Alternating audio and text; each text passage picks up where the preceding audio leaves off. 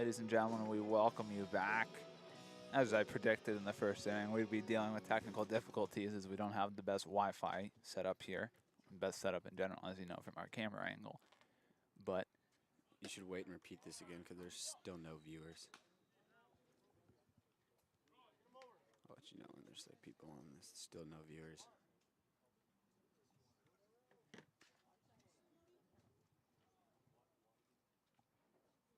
Cool, nobody's on it yet. Let's count. Oh.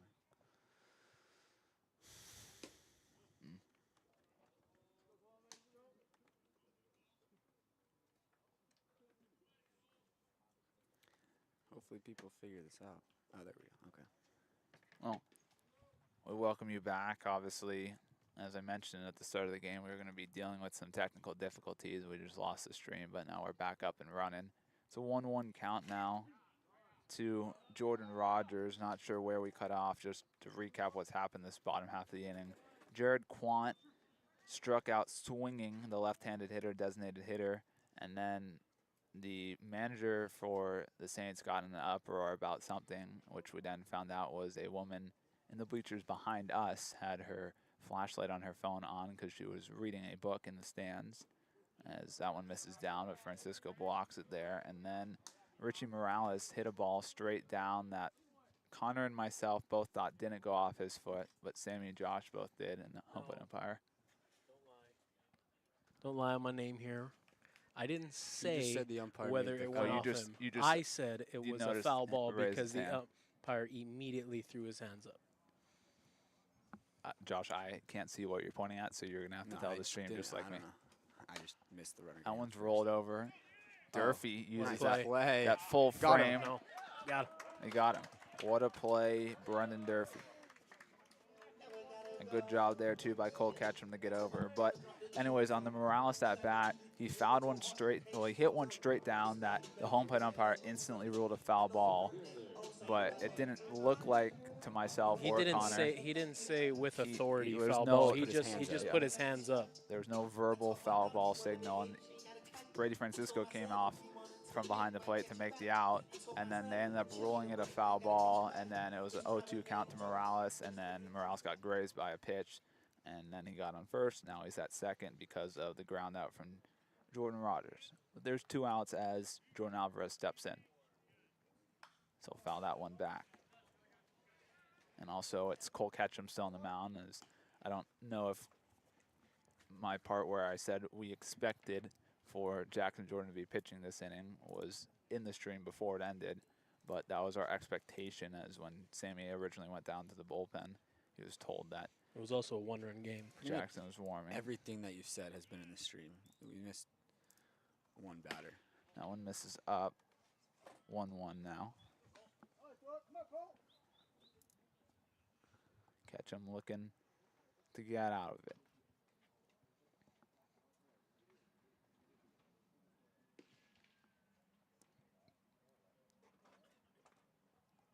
One delivery from Ketchum to Alvarez. Skied high, a mile up in the air. Drew Smith will set under it for out number 3. So Ketchum does a good job here in his second inning of work to protect the 3-run lead this time. The Oaks will look to add some more runs as we head to the top of the 9th. It's the top of the order due up. Moyer, Carrillo, Costello. We'll be back.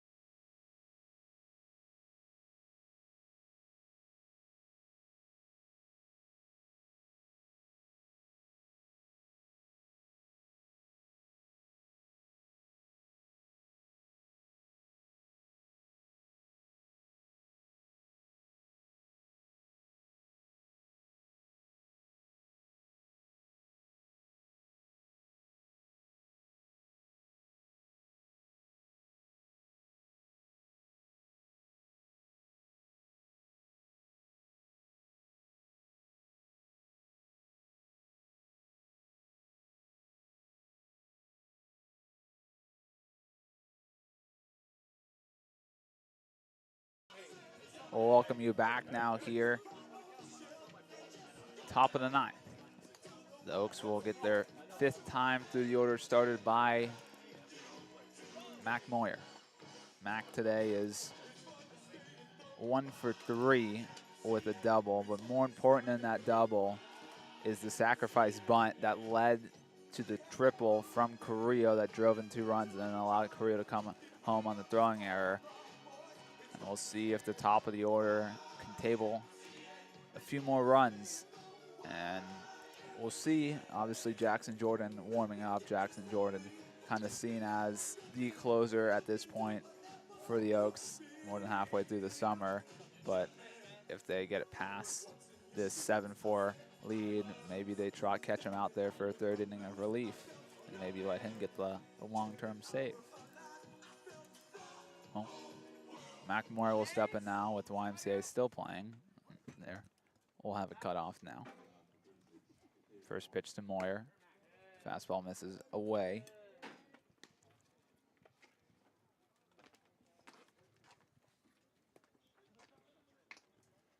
I believe it's still Aaron Traylor on the mound for the Saints. No, no, it's not. It's a new guy. 29 to 28. Yeah. 2-0 now to Mac Moyer. On the mound now is Jamison Ferraro.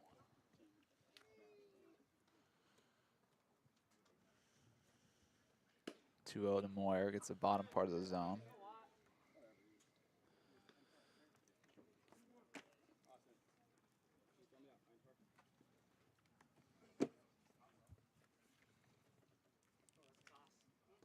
Ferraro will have to deal with 3 lefties in his first 4 as Moyer skies that one to center field, and setting under it for out number 1 is Julian Alvarez.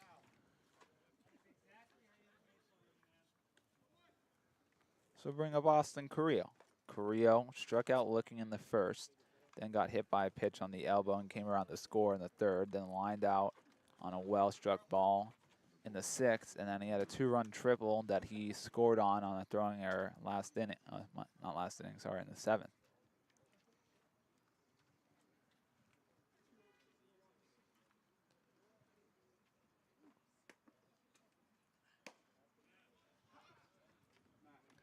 He'll take the first pitch strike, and if things stay the way they are, Carrillo scoring on that Little League home run will end up going down as the game-winning run. So shoot that one, and it's another base knock for Austin Carrillo. Austin's at his best when he is driving the ball the other way, and we've seen that now in each of his past 2 plate appearances with the double or triple to left center and then his single to left.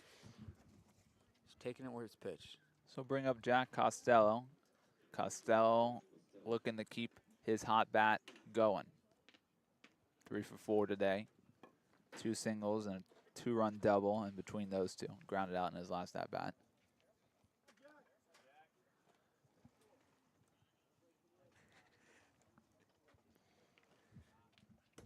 That one misses down. And I'll keep saying it, but it's really unfortunate for Costello and the rest of the Oaks lineup that yesterday's stats don't count towards CCL play on the website. A lot of the guys in yesterday's lineup would have had their averages raised. That breaking ball gets in there. 1-1 now.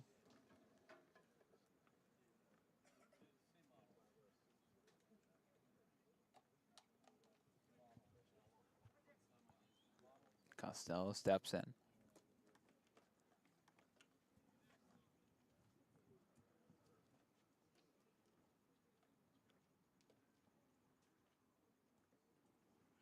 So found that one back.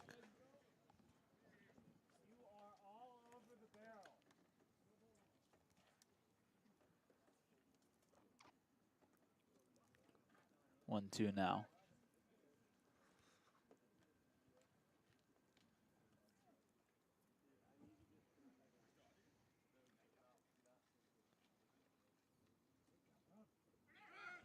There goes Carrillo. The throw down, skips in the center field. He'll go to 3rd. Alvarez comes up firing. That one will be tardy. It's a stolen base and advance to third on the throwing error. Carrillo got a nice jump on that one. Would have been safe even if it was a good throw, but seeing the extra base available, he takes it. And that was a really nice throw by Alvarez in center, but he really didn't have a chance to get Carrillo. Well, rather than a guy being on first for Costello, he now has a guy only 90 feet away to give himself a chance at some more RBIs today. Infield is in. That one misses down in the dirt. Birds does a great job of smothering that one. Count will run full now. Brendan Durfee waits on deck. Totally changes the approach at the plate for Costello. Now he just needs to get anything up in the zone and elevate it to the outfield to score a run. Full count now to Costello. Ferraro gets a favorable call as Costello thought it was ball four, but he'll have to walk back to the dugout as he's called out on strikes. So bring up Brendan Durfee. Durfee is 1 for 4 today. He's got a single in there.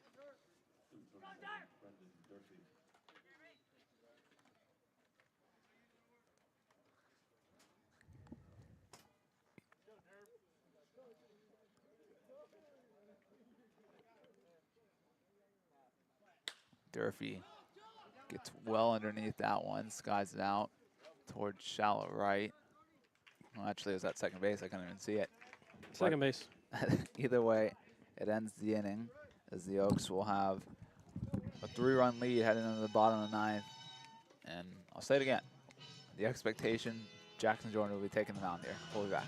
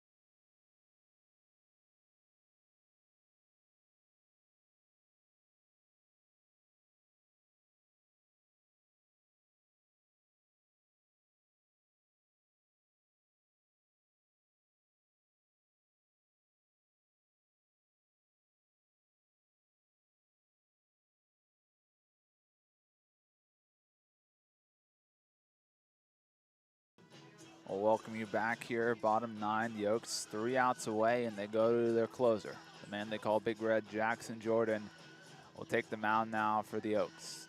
The Oaks carry a 7-4 lead here in the bottom of the 9th, down in Pasadena against the Arroyo Seco Saints. Looking to get back in the win column in CCL play are the Oaks.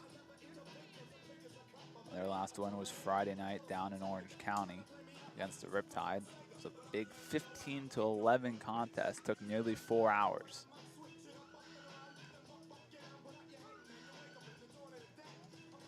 Been a while since the Oaks have been able to say, it's time to go to Big Red to close this one out. That's the plan here.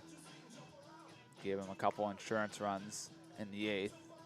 Allowed Ketchum to pitch a second inning of work, and Ketchum much better in the 8th than he was in the 7th, as obviously he didn't allow any runs, only hit one batter.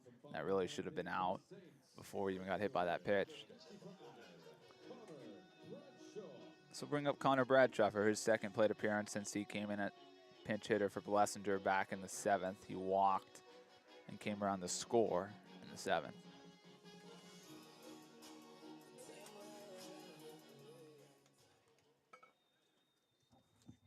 talked about the stance of Bradshaw. He skies that one up.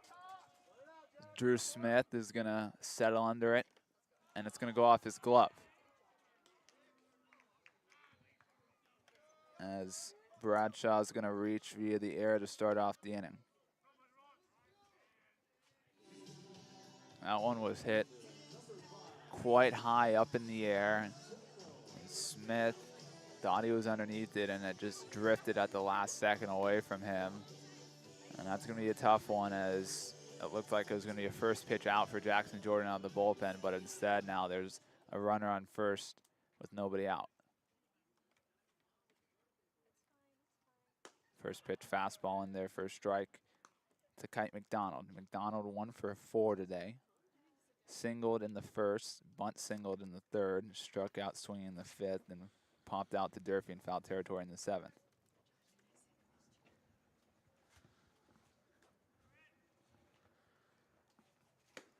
That slider misses away.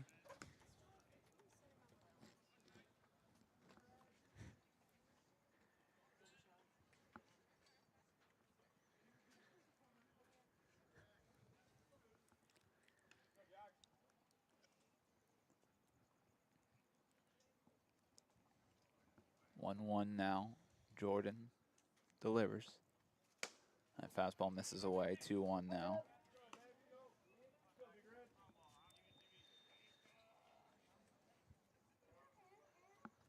As Raider Teo waits on deck.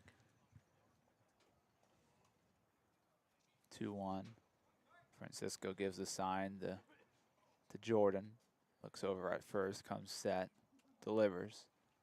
That fastball rolled over towards Daudet. 6-4. Nah. Way too fast is McDonald. It'll be a fielder's choice that he reaches on. I don't think that was a case of way too fast. I think that was a case Ball. of way too slow on the ball. Exactly.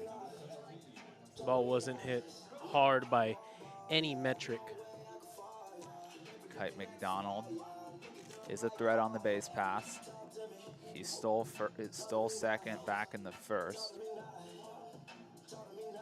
Raider Teo looks to continue his day at the plate. That's quickly turned around after striking out looking on 3 pitches in the first. He singled in the third, RBI singled in the fifth, and then had an RBI single that he then came around to score on eventually in the seventh. So foul that first pitch straight back.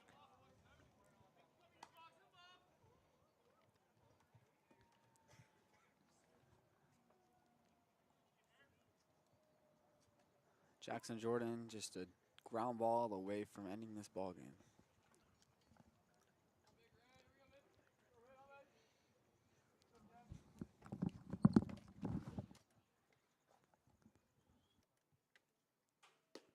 Yes, he did. The sword-esque swing there from Raider Teo. Ahead in the count 0-2 now is Big Red. McDonald leads off first. Jordan will take a look over there. He'll come set, and he delivers. Slider just misses away. Great pitch there, though.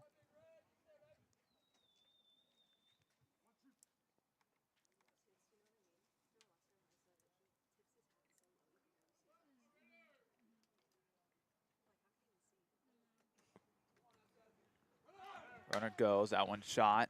Back up the middle, Schwartzberg will make the only play he can. Luckily for the Oaks, Schwartzberg was there backing up the throw down with the runner stealing. Otherwise, that was going to be a single up the middle off its tail. The Oaks 1 out away from putting one back in the win column. No, obviously Jackson should be out of the inning after the Drew Smith drop, but no harm done, and he shouldn't even think once, let alone twice, about the runner on second. Just you have 2 opportunities to get the final out without any real damage coming. So bring up Jack Hammond. Hammond 1 for 4 today. Flew out to right field 3 times in his first 3 at-bats to end all 3 of those innings. 1-1 now, and then in his 4th at-bat, he hit that one that looked like it was going to be an inning-ending ground ball that ended up taking that hop over the head of Schwartzberg. That ended up being an RBI. 1-1 now. Slider misses away. 2-1 now.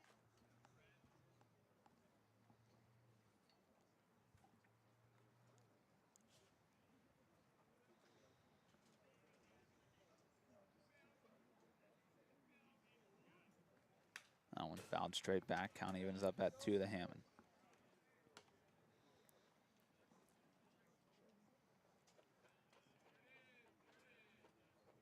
High cheese.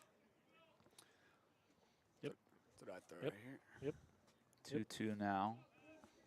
Jackson comes set. He delivers. Oh, The breaking ball gets him looking. Boy. The Oaks back in the win column in the CCL. Finally get some revenge down here in Pasadena against the Saints after some nightmare games a few weeks ago. The Oaks win by a score of 7-4. If you're counting yesterday, it's 2 wins in a row, but in the CCL, it's just 1 win, the start of a streak. And the Oaks will face off against these Saints again tomorrow, but back at our place at Cal Lutheran at George Spark Anderson Field. That will be a 4 o'clock start time. But the Oaks get it done. The offense portrayals, the pitching does a good job out of the bullpen. Of course, another great start by Cole Fisher. We'll see you tomorrow for Sammy Holladay, Josh Mechanick.